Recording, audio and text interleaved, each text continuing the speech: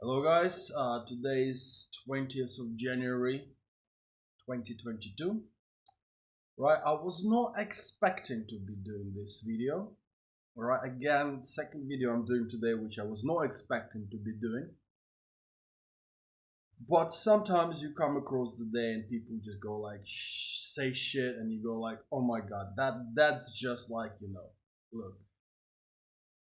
And this one today I'm gonna do a video a little bit about history, and specifically I've just watched a bit by the guys from Breaking Point on YouTube channel about talking about Ukraine and Russian conflict and the US role in that conflict, so to say. And what I have understood is that over the time, right? Most of the people have got no fucking clue what they're talking about when they talk about Ukraine. Now, the guys from Breaking Point, I don't know how much Russians have paid them to say the shit they said, right? People who usually get their facts checked out saying the shit they said and expecting everybody to just believe it, they had to throw away their professionalism, their claim on dignity, right? They must have been paid a lot. But nevertheless, they said what they said, and shit like this needs to be called out. And to call things out like this, I think that one really needs to go and be honest and actually tell the story so that people can understand that. I don't script my programs, but I'll try to be as precise as I can so that people understood the what Ukraine is, what Ukraine isn't, and what the situation is like now. So let's go into history. History of Ukraine. To understand what Ukraine is, what Ukraine culturally is to the Europe and West as it stands, right? We have to go quite far back. So Ukraine has its origin from Kiev, Rus. So Ukraine is Rus, right? Not Russia, Rus, right? It's essentially the lullaby of, well, let's be honest, current civilization as we know it, right? And I know people will say, how about Rome? How about Greece? Yes, they had a very great influence, and then we had the Dark Ages, right? And Ukraine, as far as our influence of Ukraine on the culture of Europe goes, Ukraine was the first place who had an official constitution. That's a set of laws which were written down and they were to be fulfilled by all the people of the country. Even the king of the country would be responsible to those laws. They were not as advanced as an equal as, for example, US Constitution now and constitutions of many European countries. Nevertheless, the first set of laws which were to be followed by the entire country was introduced in Ukraine in Kiev Rus about 100 years before Magna Carta by Yaroslav the Wise, as far as I remember, right? This is also the king of Ukraine who had a lot of daughters, and he married them into pretty much every starting royal court in Europe that was showing up at the moment, including Byzantinian. One of his daughters is married not to the king, but one of the princes, I think. Right?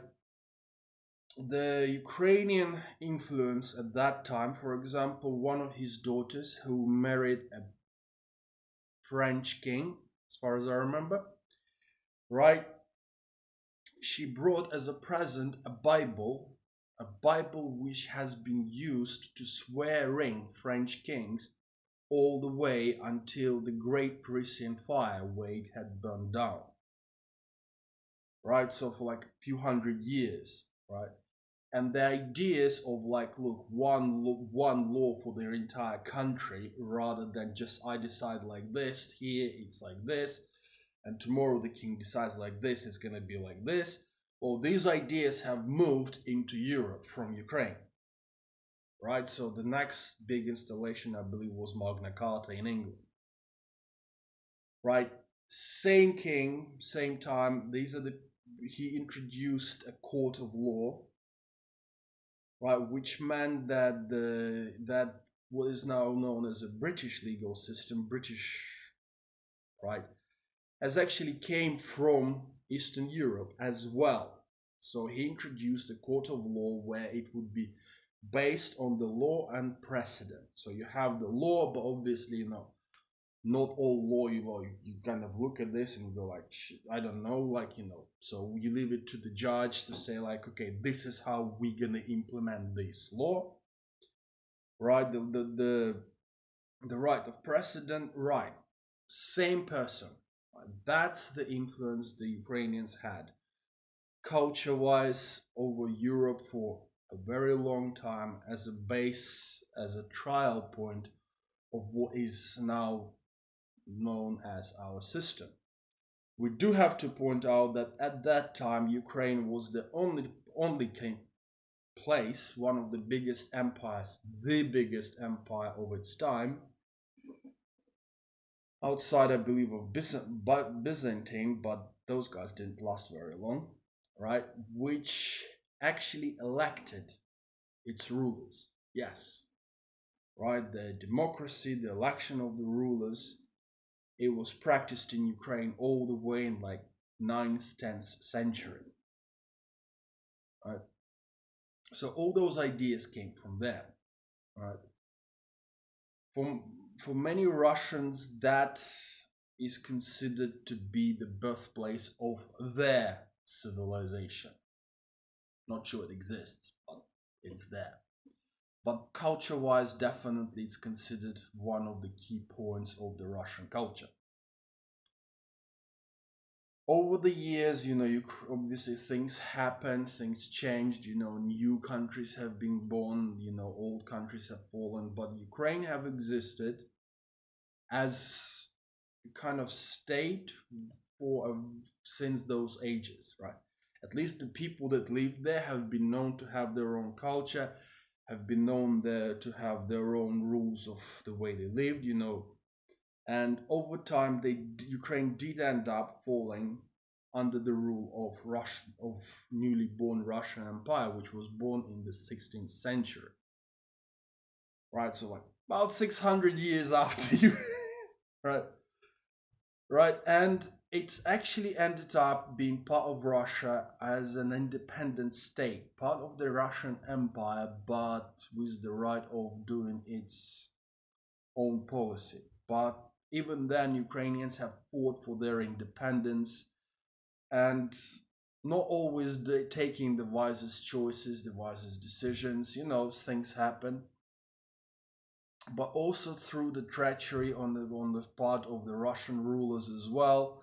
But over time, Ukraine has lost more and more of its independence, right? Until we get into beginning of the 20th century, where through the fall of Russian Empire, Ukraine has actually managed to garner its independence and say, hey, Russian Empire is dead, so we are gonna go our own way. And at that time, that was beginning of the 20th, so 20th century, like 20th, so like 1920, 1923, 92, 22, 23. Right, what Russians did is they have basically the Soviets right? I'm not going to call them communists, they were the Bolsheviks, right? Who wanted to continue having that legitimacy in the eyes of the people and also in the eyes of the European society, right? They needed to have the Ukraine under their control, otherwise they were essentially illegitimate, right? So what they did is they have actually created a fake government in the northeast of Ukraine, in the city of Kharkiv. They created a fake government which has essentially been there, and they've sent telegrams saying, yes, we are the government of Ukraine, while the real government was actually sitting in Kiev, and we would like Russia to invade Ukraine and capture it back and join it with the group of the Soviet republics now, right? Which led to reoccupation of Ukraine by Bolsheviks, right? Which also led to a number of uprisings, and as a result of attempting to squash the Ukrainian resistance, right, through the beginning of the 20th century, right? Ukraine has been divided after the First World War. Part of it has been given to Poland, a newly created nation of Poland, right? And the Soviets made a deal with them, and essentially they've only captured the part of Ukraine which was not given to Poland, right? So they went like, yep, we agree with that. Thank you very much. First World War ending. But to squash the independence fighting in Ukraine, because there was a thing between 25 and 28, I think. There was like 2,000 small uprisings, and a couple of them managed to get together. So essentially people rising up against the Soviet rule, right? And they have ended up killing like hundreds of thousands of people. So, but as Soviet Union was trying to create its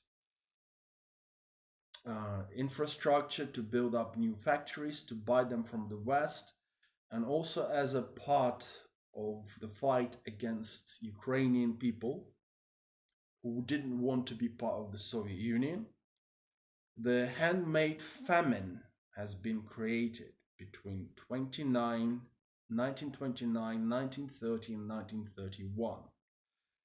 At the peak of those famines, where basically whatever people grew in the fields was expropriated by the government, and people were left to starve over the winter, right? The number of people that's been killed off by Bolsheviks through starvation has been over 10 million, right? The numbers are not exact because, to be honest, even from the documents that have been made public, right, we don't know that they have kept, because quite often the villages would be just burnt or people would just starve and nobody would bother even writing them down. But there's a huge famine which led to the loss of about more than between quarter and like 40% of population. Nobody still knows. Like, there's official numbers for that, but obviously we all understand that these are the minimum numbers, right? So Ukraine kept on fighting for its independence during the Second World War. Ukraine has been fighting for its independence through a movement which was a rebel movement as well. It was fighting for Ukrainian independence, officially accepted through the Nuremberg trial as an independent side of the Second World War that had fought for the independence of Ukraine, and people who fought against both Nazis and the Bolsheviks. Okay, right, again, pretty socialist type group, but wanted the independence of Ukraine. Right, again, great losses through the Second World War, again, quite often from both sides, both from Bolsheviks and from the Germans. Right? That's how Ukrainians drink vodka, if you didn't notice, right? But that's how we get to and Russians, the Bolsheviks, they only managed to squash the rebellion only in the beginning of the 50s, so closer to the death of Stalin, right? And again, it took lots of lives, and that was not a pretty fight from the side of Bolsheviks, definitely. But in the beginning, in the end of the 20th century, obviously, when the Soviet Union fell apart, Ukraine have got its own independence. Now we get into closer to today's point, and these points that I'm telling are very important to understand what is going on in Ukraine right now. Okay? So at the end, about in middle of the 1990s, 1994, I believe. After Russia has left Soviet Union, declared its independence, and the Soviet Union started to fall apart, because obviously the capital of Soviet Union was in Moscow, and Moscow was also a capital of independent Russia, so essentially Soviet Union stopped existing by Russians leaving Soviet Union. Russians have voted to leave Soviet Union. Ukraine became an independent state around 93, right? But in 94, because after the fall of Soviet Union, after Soviet Union started to fall apart, there has been tons and tons of nuclear weapons and other weaponry in the territory of Ukraine. Ukraine has signed a memorandum with Russia, US, I believe UK, and somebody else, like France, like 4 major powers, that it will give up all its nuclear weapons. It will run a very huge disarmament program, so essentially taking away the weapons that Ukraine had. In return, the countries have guaranteed Ukrainian independence and have guaranteed that in case of the invasion, number one, none of those countries are going to invade. And number two, like in case of the invasion, they'll come over and help out. Right? So over the years, Ukraine have led a huge disarmament program to the detriment of its own military forces. Obviously, the fact that there's been a complete bloody mess in there overall didn't help either, right? So economical mess in the 1990s, things going wrong, but overall, the Ukrainians have been saying, look, we feel a great connection to the European, to the European values. Obviously, as we talked at the beginning of this video, right, Ukraine has been the birthplace of these values, right? This is the place where people used to elect the kings. This is the place which had its first constitution 100 years before Magna Carta appeared in England. Right, so this is the place which came over with Cossacks, again, people who were more over democracy. Right, the Cossack Republic has existed, or when it wasn't a republic, it was just bunch of people that they were always electing their officials. Again, part of the history which most of the people don't know. So Ukrainians were more inclined towards European values. But overall, Ukrainians were saying, hey, we are not a military force, we're not a military country, so we will not be joining NATO or any other military union, whereas Russians have been trying to pull Ukraine in the 2000s into their military union.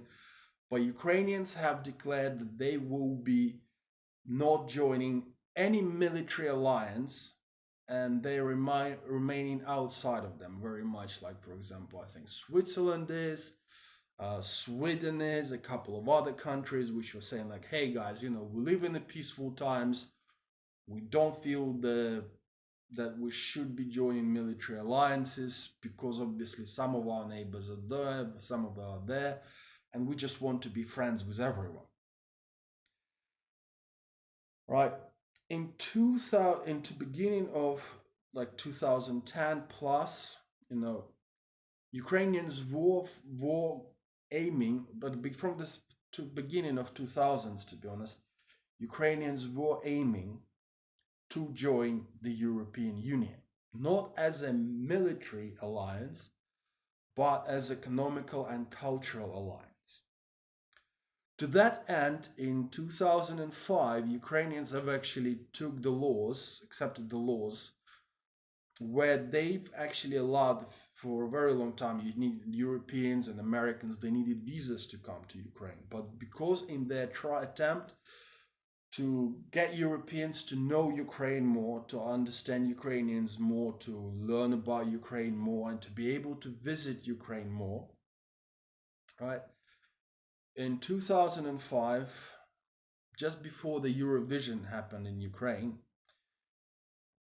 Ukrainian government was actually one of the people who ended up by chance of fate, one of the people who offered that law and actually wrote the basics of the law, which was then introduced by Ukrainian Parliamentary Commission on Tourism, has actually then moved that law. I've actually met a person who was like not in charge, but he was the second in charge in that commission, and one of the conversations came to these subjects. And as I was one of the people who stood at the base of this law, but the law was to allow Europeans and US citizens to come over to Ukraine visa-free. Right? This was really started the Ukrainian move towards more and more towards Europe.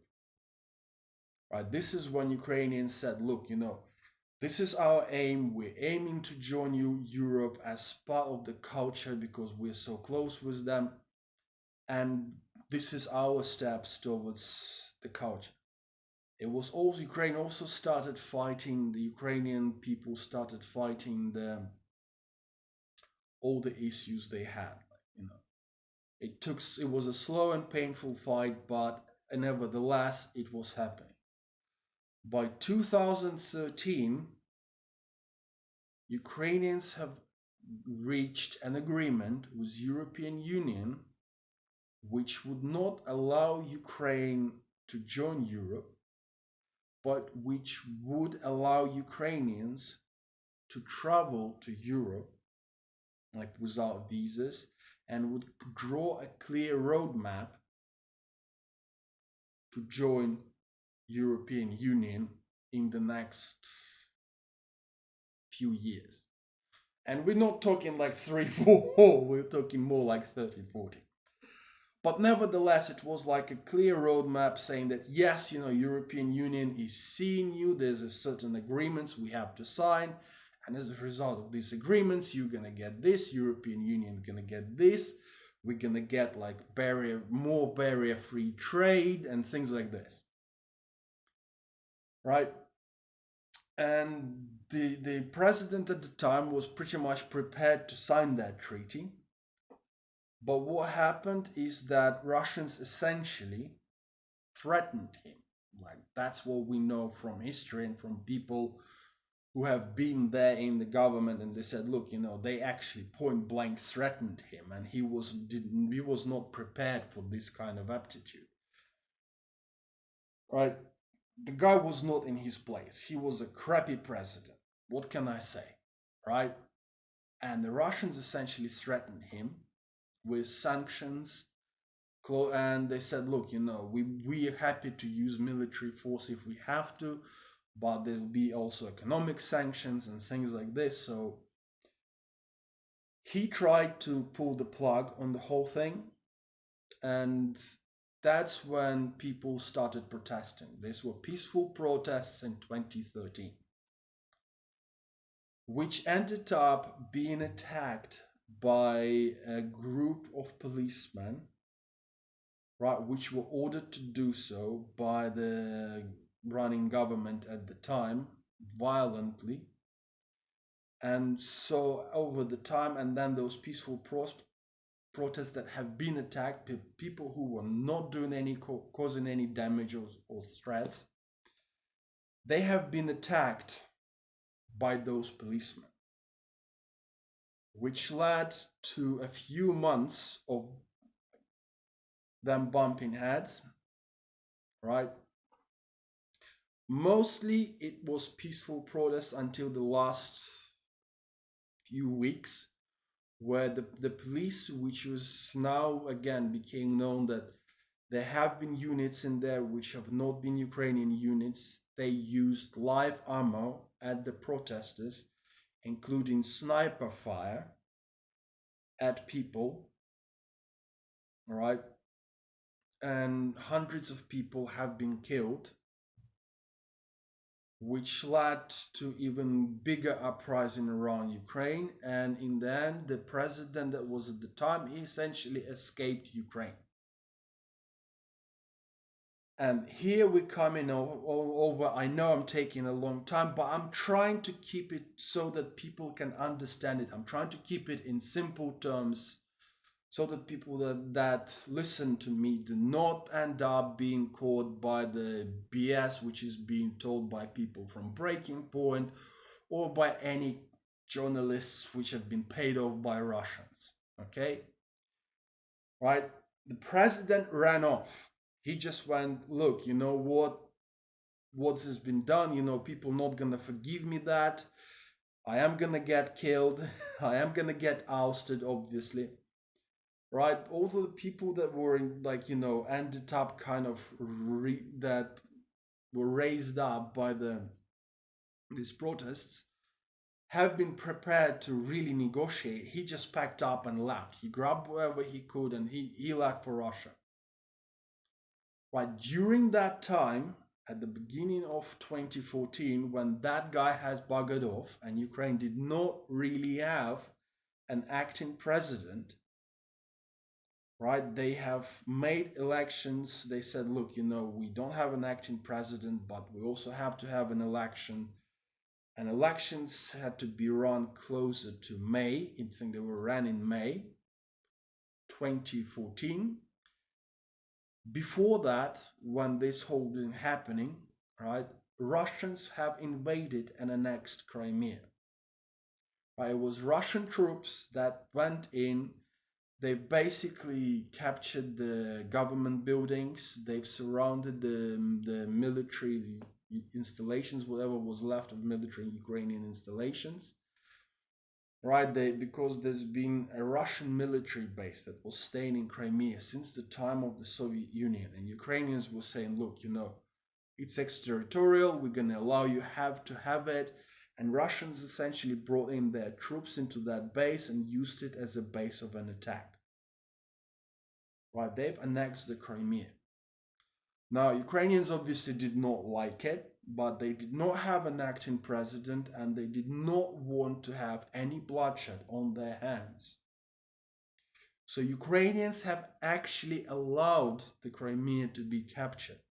The orders to the military was like, look guys, don't shoot because all your stuff, all the military installations are within heavily populated areas.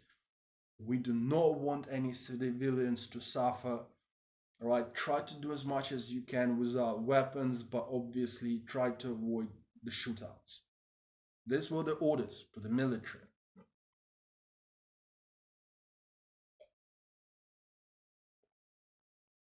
All right, and the military allowed Russians to do whatever they wanted. These were not the rebels, these were Russian military forces. Right?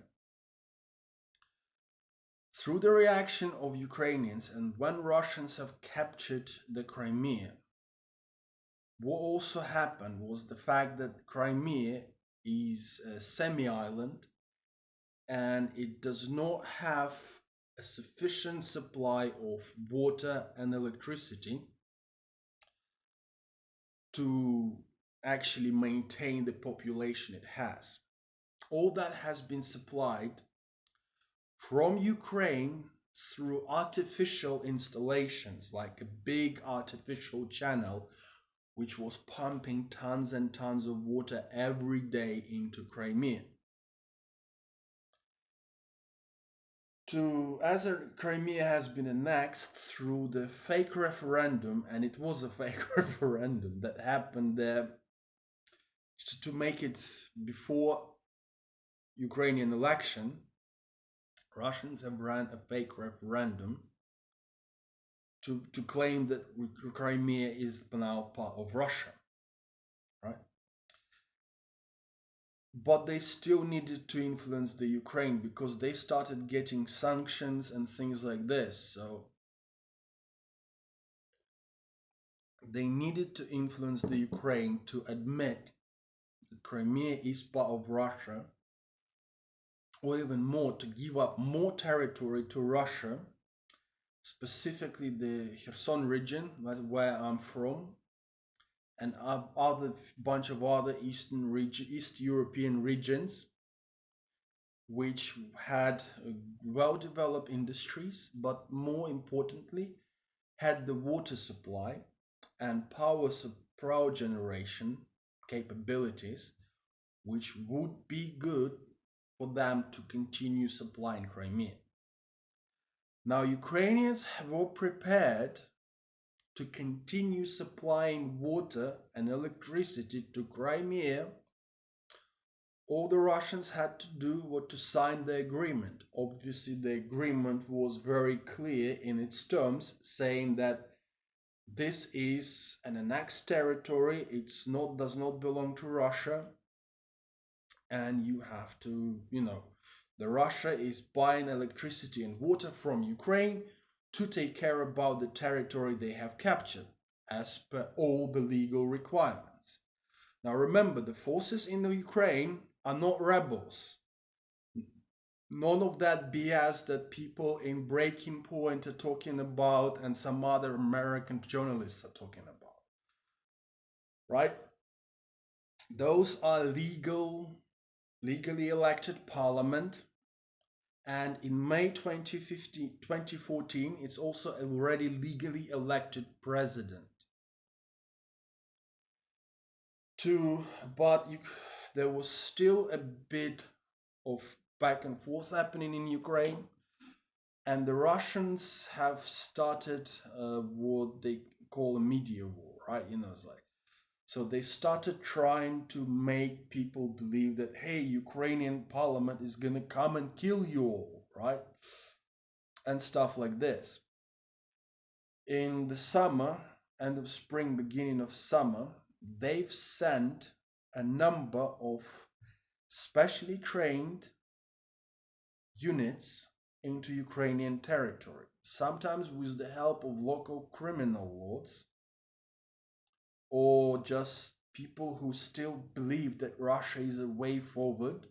Like, they did have locals who helped them out, but nevertheless it was the special force units into different areas of Ukraine, namely Donetsk, Lugansk. There were people that I've heard about from in Odessa, right? There were definitely people like this in my home region, but these guys never managed to do anything.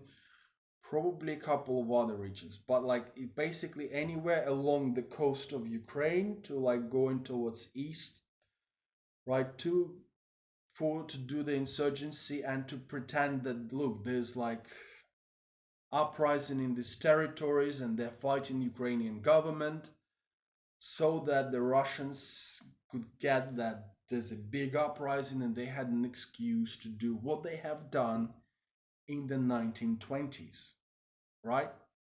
We're going back in history now, right? They wanted to have a pretense so that there's a big uprising around Ukraine and that in this uprising, these people will ask for the Russian troops to come in and subdue the Ukrainian government, which was apparently non-elected, despite the fact that all the country voted in the election. The entire country, except Crimea. Right? And they failed. In Odessa, nothing happened. There's been a big thing that well, it did happen, but there was no uprising. As a matter of fact, people that normal street people had a counter uprising, and in the end, that has turned out into a tragedy because Russian insurgents have pulled the people that were supporting them into a building where they tried to make a stand with Molotov cocktails as well, everything already prepared in the building. And those things have caught fire and caused, again, a very huge number of victims. It's like hundreds of people burned to death, like never managed to get out of the buildings, right? In my home city, they tried to create a situation, but again, local crime lords were very much pro-European. So before even police could do anything, the local gangs got together and basically caught those people and quietly buried them somewhere in the fields or in the river delta of Dnieper River Delta. That's where my city is, and probably that's where the Russians will find the bodies of their soldiers. Right, but they had some fair degree of a success in the east of Ukraine because east of Ukraine, again, they had support of local like business and crime syndicates, which saw Russia as a good source of income. Many people there still believe that Russia is there to kind of save them from the West. And also, it was very close for the Russian troops to go in. But they were also the cities which lots of people, so essentially, like through a bunch of different things happening, they managed to cause an uprising in the east of Ukraine. Now, for people to appreciate the area that has been really kind of captured by Russian rebels wouldn't make it even a couple, but it's about a couple percent of Ukrainian territory. That's with Crimea. So it's not a very big area, but that area does have two very densely populated cities. We're talking millions of people, Donetsk and Lugansk. Right, that uprising would never really last, but when the Ukrainian, whatever was remaining of Ukrainian military, like the uprising was first stopped, the Russians have sent in their troops. Very similar way they've done, for example, in Chechnya, in the Second Chechen War, right, where it's very same way the Soviet Union and Germany, Nazi Germany, have done it in the Spanish War, where there were like tons of volunteers that went to fight in the Spanish War on two sides. There were German and Soviet volunteers, right, together with tanks and airplanes and helicopters. You know, which according to a Russian president, they have bought it, all those things in the shops. Right? Those volunteers were obviously Russian troops, and yet in the attempt to invade that and turn it into like progressive capture of Ukrainian territory, they were stopped essentially by volunteer troops from Ukraine, because Ukrainian military was acting very slow. It was about election time in there, despite whatever people say. So that's what they were not the rebels that were fighting against Ukrainian forces. They were a Russian army, and that has been proven time and time again by even people who supported Russia. They were like, hey guys, look, these tanks that these guys are riding, obviously for most people they will not understand this, but the tanks that the so-called rebels they were driving, they were like, those tanks were never in Ukrainian military, those are Russian tanks only. Right? So like they were basically caught red-handed. This is where all the countries were like started to introduce sanctions against Russia, have more and more heavily. And this is not because like, oh, the American CIA is lying or something like this. No, I've actually made a video some time ago saying that it was one of the most important wars in the world at the moment, Ukraine against Russia.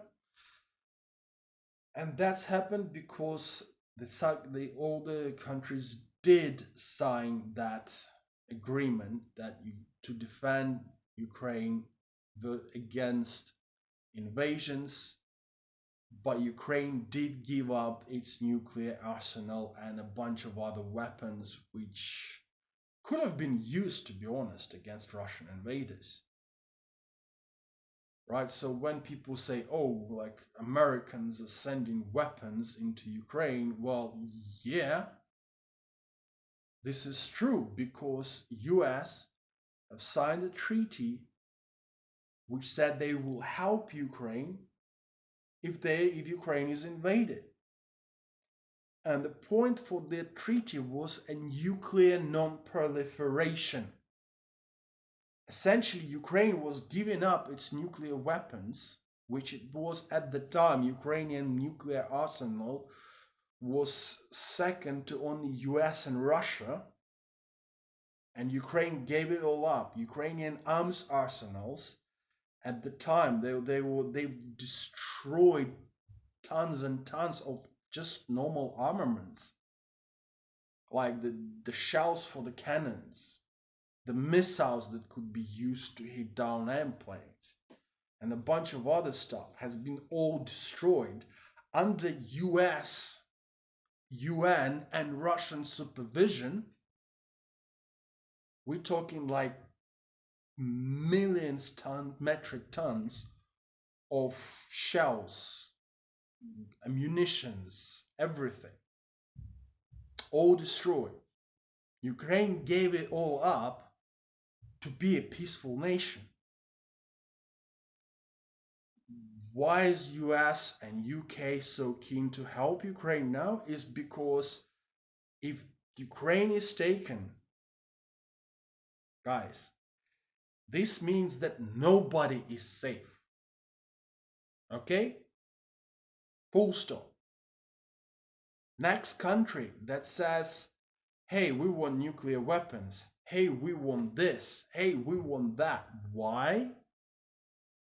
Well, because we don't believe that you can keep up the peace. One thing is a little conflict here and there. The other thing is nobody's gonna believe that anybody can keep up the peace.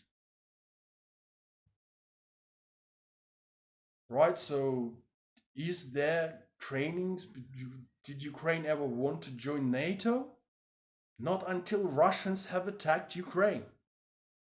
Okay, so whatever like US journalists that have been paid by Russians tell you, Ukrainians never wanted to join NATO until Russians have attacked.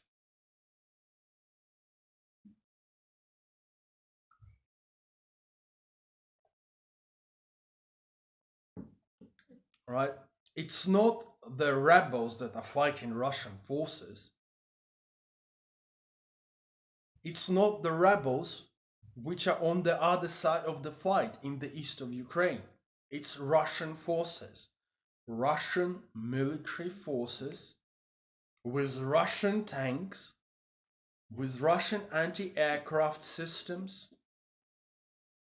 one of which was responsible for knocking down a civilian Boeing flight a few years ago.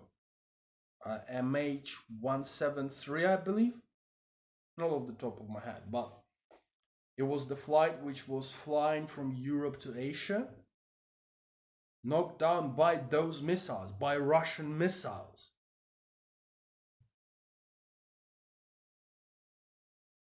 Right? Those are Russian weapons and they're controlled by Russian military. There is no rebels on either side of the conflict. On one side, it's Ukrainians, official Ukrainian military, official Ukrainian army, which is run by official Ukrainian elected government, good or bad, but official and elected government, which is running the army that is defending its own territory against an invading force which is being controlled by a Russian lunatic dictator.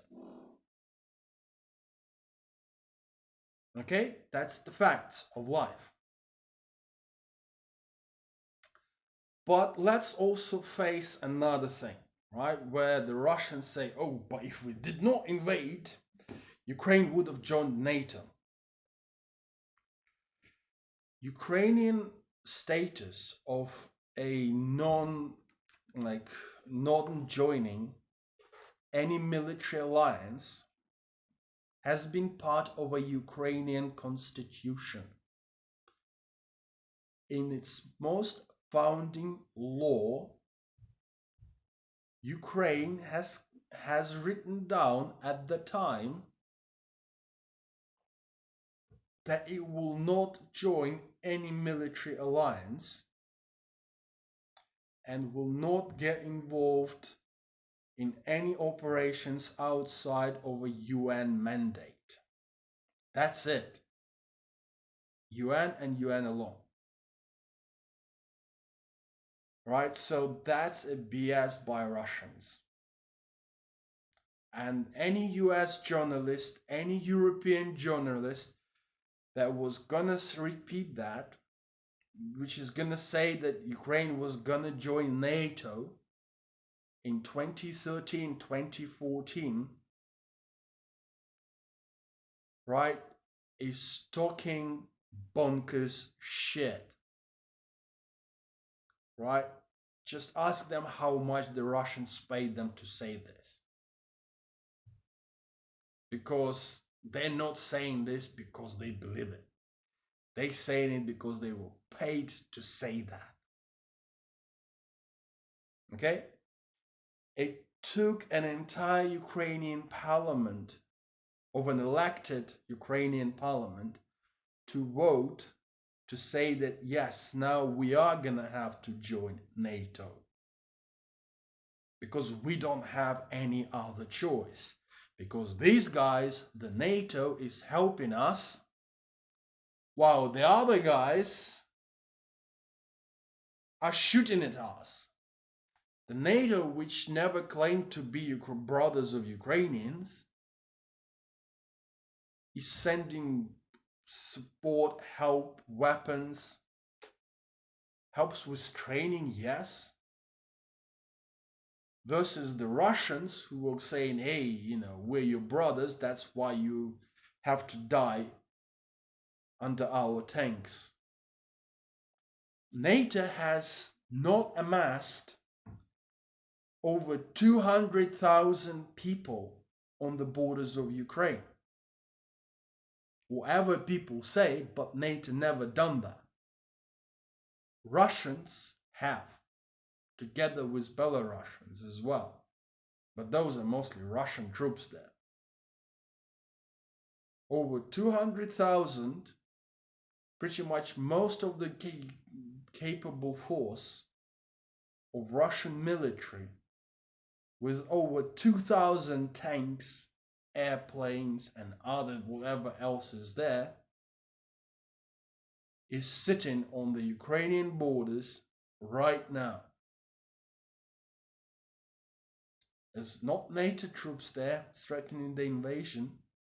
There's no NATO tanks threatening to shoot up people in Lviv and Kiev and other places. And those are not rebels that are standing there to stop them. This is you full-on Ukrainian military versus Russian military. The Ukrainian military, which never looked to invade Russia. The Ukrainian military, which never wished any ill on anyone. Most of those guys never really wanted to have to be shooting towards the Russian guys. But the Russian propaganda, the Russian lies on Russian TV have made Russian people believe that Ukrainians are their enemy. It's the Russian military that is standing on the borders of Ukraine. There is no rebels in the east of Ukraine. Those are Russian volunteers which are covering for the Russian military, who are riding Russian tanks and manning Russian weaponry. The thing that the rebels are doing in those places, the only thing they're trusted to do is to dig ditches. That's it. Maybe there are some crazy motherfuckers who just looking for a reason for an excuse to shoot because they still live in the 1990s. But there isn't many rebels there. It's all Russian troops. All the shooting is done by Russian troops. All the aggression is produced pretty much by Russian troops. And by Russia, by extension, as a state. So whenever people like Saga from Breaking Point or whatever else is telling, whenever they tell you guys, look, Ukrainian rebels are being armed by US government. Damn, that's some crazy fucking shit. No. US and Europe are assisting an elected government which is representing the interest of Ukrainian people who want the Russian government to take Russian troops and shove them so far up their own ass so that they can feel the taste of their excrements in their mouths. That's all we want them to do. Just fuck off. That's all Ukrainians want. That's what they've been helped with. That's it. That's the history. That's the truth. I know it's taken me a while, but I tried to make it as simple as I possibly could, guys. And next time, when you hear somebody like this, well, just send them to this video. I hope you will. I hope there is another person there who can do it better than I just did. Maybe make it more entertaining. Maybe put more history in the way that makes people understand. But I try to do it in the plain and layman terms so that whenever you have something like this, you can look at this and here he is. Guy who was born in Ukraine, who grew up in Ukraine but also lived all over Europe, telling you to how it actually is, rather than what the Russian paid journalists are telling you. Okay, I hope that helps. I hope I cleared it up as much as I could. Thank you for listening, thank you for taking the time, and I wish you all the blue sky over your head and no guns shooting at you. Okay, thank you very much. Bye.